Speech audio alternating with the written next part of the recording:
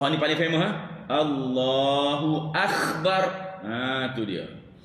Ni paling banyak. Paling banyaknya Allahu Akbar. Jadi Allah tu surat khabar. Akhbar tu berita.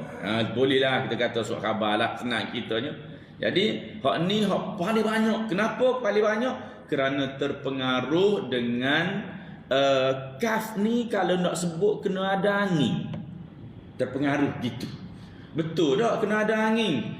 Betul, tapi dia sifat ujung. Angin tu sifat ujung-ujung. Dia bukan sifat utama. Jadi kenapa nak utamakan dia? Nak utamakan dia, nak sebut dia ada sifat lain lagi yang lebih kuat. Sifat syiddah pada kaf tu lebih kuat. Hak itulah kena utamakan dulu. Jadi kalau boleh tutup terus tak apa. Kalau tuan-tuan sebut Allahu Akbar, tak ada angin langsung, itu tidak kira salah mana pun. Salah pada sifat ujung tu tak kira salah mana pun. Tak cacat mana pun. Takbir tu. Tapi bila masuk pada Allahu Akbar, dah mula nak salah pula, nak pergi besar. Sebab apa? Sebab dia ada huruf lain yang duduk di sempadan dia. Huruf lain tu. Kalau betul-betul bunyi Allahu Akbar, memang tak sah lah takbir tu. Jadi cara pada selamatnya, kalau kita rasa tak berapa nak pandai, tutup kaf tu setutup-tutupnya. InsyaAllah kalau tutup setutupnya pun dia akan ada juga sikit. Hak itulah hak sebenarnya.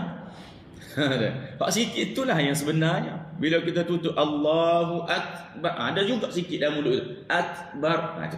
Hak tu sebenar. Bukan Allahu Akbar. Tu dah salah dah kalau kira. Tapi lebih pada sifat tu lah. Jadi dalam takbir tu kita sebutkan kaf tadi dengan cara Allahu Akbar. Akbar, tutup terus. InsyaAllah bila tutup terus ada sikit leaking sikit.